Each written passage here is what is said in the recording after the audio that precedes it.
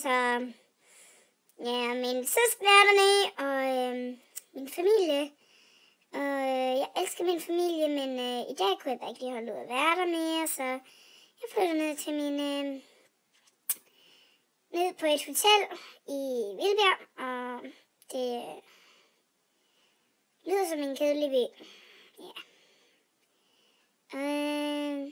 Nede i Kina er der også lidt kedeligt, og der er alt for mange mennesker, og jeg kan ikke lide at være dernede, og de går i sådan noget underligt tøj, og de spiser en masse klamt, og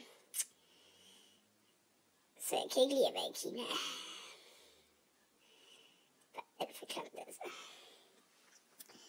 Men så hørte jeg, at i Kina havde de også marker og traktor, som vi ikke havde, men vi havde marker. Og dernede i Kina kan man have en masse ting. Og de har en masse butikker.